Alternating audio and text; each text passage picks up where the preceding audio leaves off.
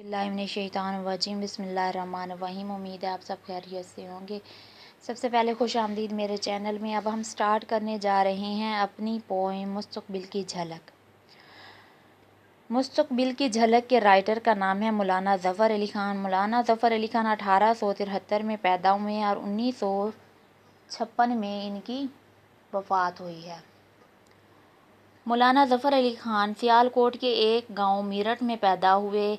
वालिद का नाम मौलवी सिराजुद्दीन था। इब्तदाई तालीम वज़ीराबाद में हासिल की। मैट्रिक पटियाला से और BA अलीगढ़ कॉलेज से पास किया। ये तो था मुख्तसर सा तारुफ़। अब हम बढ़ते हैं ख़ुलासे की जानिब। मुस्तकबिल की झलक का ख़ुलासा बयान करते हैं। वो दौर जल्द आने वाला है जब एक नई दुनिया तख्लीक होगी और मुसलमानों का खून इस नई दुनिया की तामीर और तरक्की में इस्तेमाल होगा।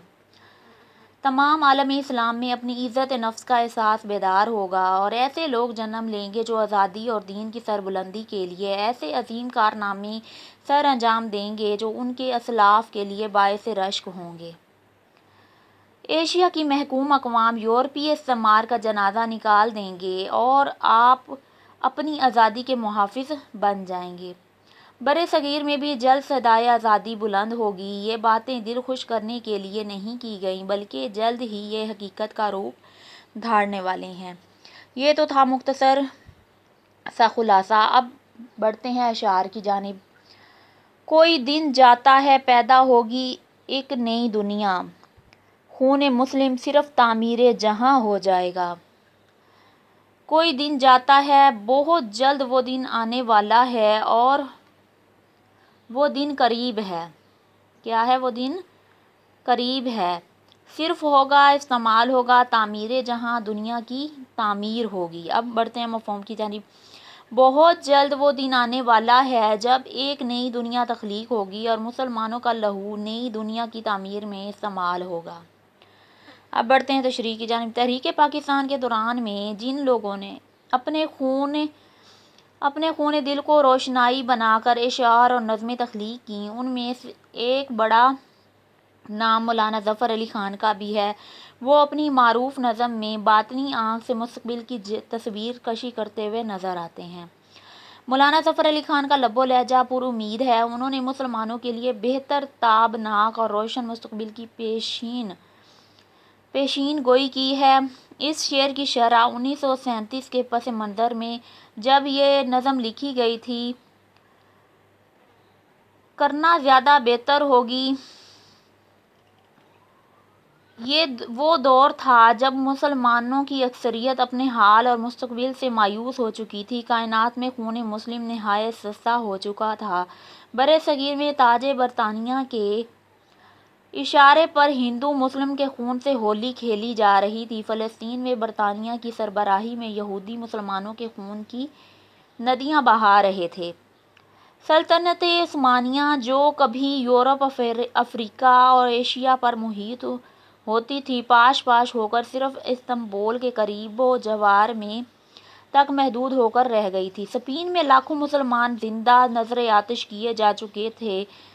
एक तरफ तो दुश्मनों ने मुसलमानों को निस्तो नबूद करने का फैसला कर रखा था, तो दूसरी जानिब गद्दाराने मिल्लत उनकी पीठ में खंजर खोंप रहे थे। इन हालात में बेशतर मुसलमान नाउमीद हो चुके थे, लेकिन ज़फ़र अली ख़ान ने उन्हें ये यकीन दिलाया कि खुदा की रहमत से कभी भी मायूस न होना।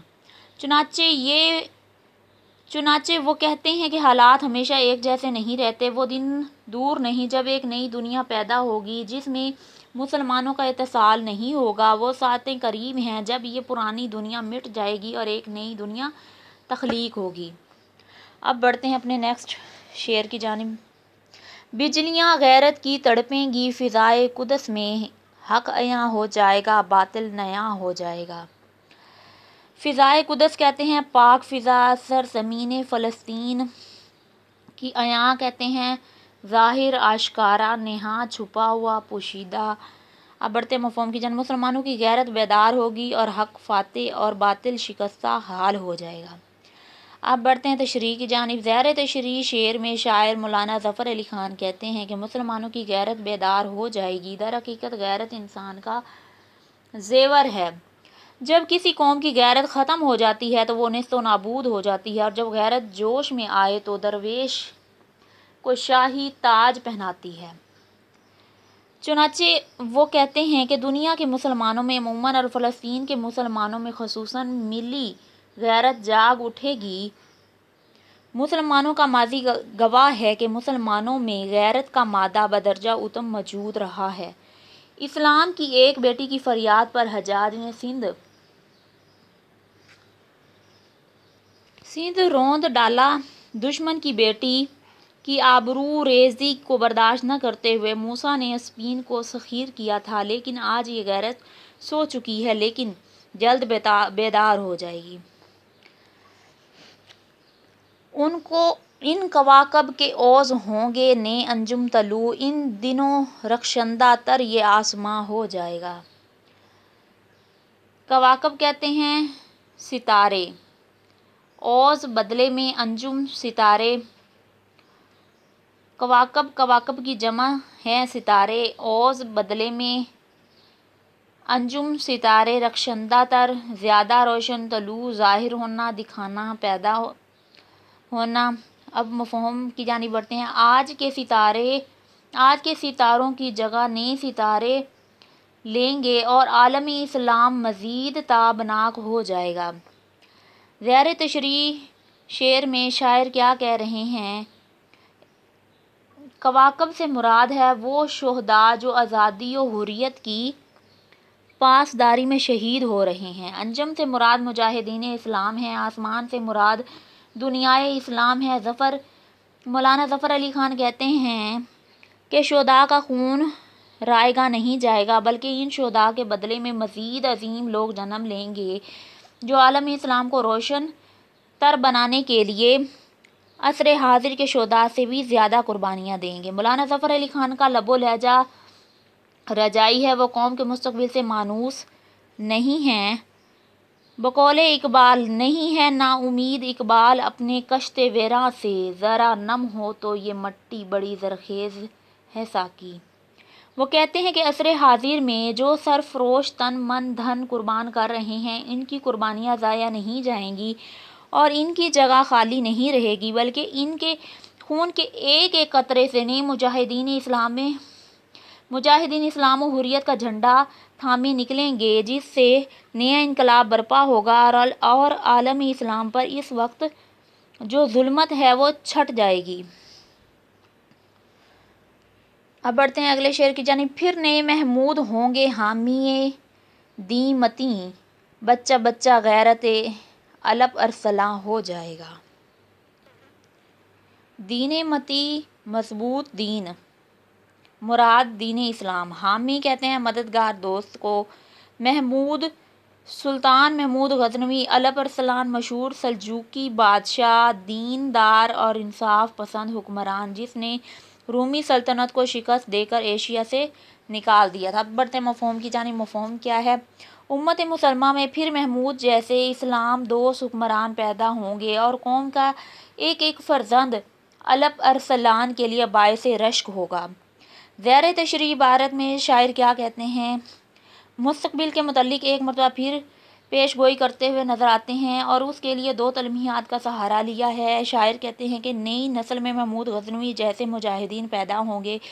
محمود غزنوی نے ہندوستان پر 17 حملے کیے۔ ان کا دور حکومت 997 تا 1030 تک محیط ہے۔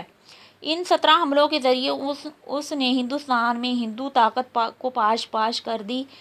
ہندو طاقت کو کیا کیا؟ پاش کر دی اور آئندہ دور میں مسلم حکومت وغیرہ کے لیے بنیادیں استوار کی تھیں۔ ظفر علی خان کہتے ہیں کہ محمود غزنوی جیسے غازی اسلام اور پاکستان کا قیام ممکن بنائیں گے۔ جس طرح محمود غزنوی نے برصغیر میں اسلامی حکومت کے لیے بنیادیں فراہم کی، اسی طرح یہ مجاہدین بھی برصغیر میں آزاد مسلم ملک کے لیے بنیادیں استوار کریں گے۔ دوسری تلمیح میں شاعر نے ترکستان کے دوسرے بیدار مغز شہنشاہ سلطان الپ ارسلان سلجوقی کی تلمیح استعمال کی ہے۔ دونوں تلمیحات شاعر نے حکومت سے معمور کی ہیں۔ الپ ارسلان کی تلمیح فرنگیوں کے توڑ کا اظہار ہے۔ شاعر کہتا ہے کہ جیسے الپ ارسلان نے عیسائیوں کو ایشیا کوچک سے نکال دیا تھا، اسی طرح نئی نسل میں ایسے نوجوان پیدا ہوں گے جو الپ ارسلان جیسی غیرت کے حامل ہوں گے اور فرنگیوں کو برصغیر اور ایشیا کوچک سے نکال دیں گے۔ میرے جیسے ہوں گے پیدا سینکڑوں اہل سخن، نکتہ نکتہ جن کا آزادی کی جاں ہو جائے گا۔ اہل سخن کہتے ہیں شاعر، دانشور، ادیب، نکتہ معنی خیز بات۔ اب بڑھتے ہیں مفہوم کی جانب۔ میرے جیسے سینکڑوں شعراء پیدا ہو جائیں گے جن کا ہر شعر آزادی کا جذبہ بیدار کرنے کے لیے صرف ہوگا۔ زیر تشریح عبارت میں شاعر کہتے ہیں آزادی پسند مولانا ظفر علی خان اعلیٰ پائے کے شاعر اور آزادی پسند رہنما تھے، لیکن حریت پسندی انگریزوں کو ایک آنکھ نہ بھاتی تھی۔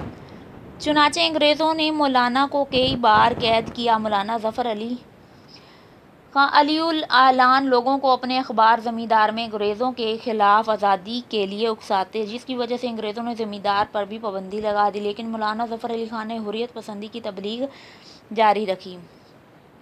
مولانا ظفر علی خان مزید کیا کہتے ہیں، میں غلاموں کو دیا کرتا ہوں درس حریت، میرا پیشہ ہے بغاوت، باغی کہلاتا ہوں میں۔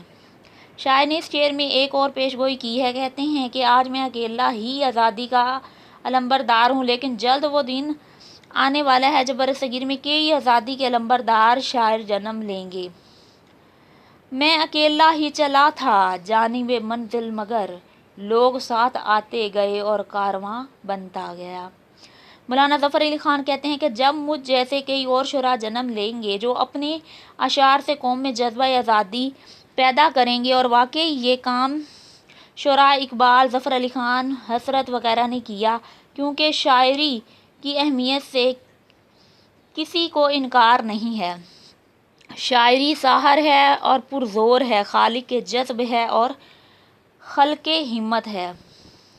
الگر کسی انقلاب کے لیے شاعری بہت لازم ہوتی ہے۔ تاریخ میں شعراء کی طاقت کی بیشتر مثالیں بھی پیش ہیں۔ برطانیہ کے قومی شاعر لارڈ بائرن نے اپنی شاعری سے جنگ کا پانسا بھی پلٹ دیا تھا۔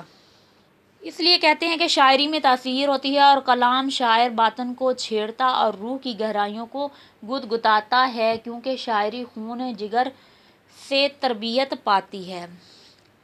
لہٰذا شاعر کہتا ہے کہ ایک روز برصغیر میں کئی انقلابی شعراء جنم لیں گے جو اپنی شاعری سے برصغیر کی تقدیر کا پانسا پلٹ دیں گے۔ یہ لوگ برصغیر کے لوگوں کو آزادی پر اکسائیں گے، ان کے جوش و جذبے سے معمور تمام مسلمانوں میں جوش بھر دیں گے۔ ان کا کلام مسلمانوں کو خواب غفلت سے بیدار کرے گا، وہ آزادی کے لیے بھرپور جدوجہد کریں گے۔ آج ہندو مسلم اتحاد کے نعرے لگ رہے ہیں، جب شعراء ہندوؤں کے چہرے سے نقاب ہٹائیں گے تو پھر اتحاد کے حامی بھی بٹوارا چاہیں گے تو نہیں کر سکیں گے۔ یہیں پر ہمیں اجازت دیجیے، اب ملتے ہیں اپنے پارٹ نمبر مستقبل کی جھلک کے پارٹ نمبر 2 میں، جس میں ہم بقیہ اشعار کی تشریح اور مشق کریں گے۔ اسی کے ساتھ ہمیں اجازت دیجیے، اللہ حافظ۔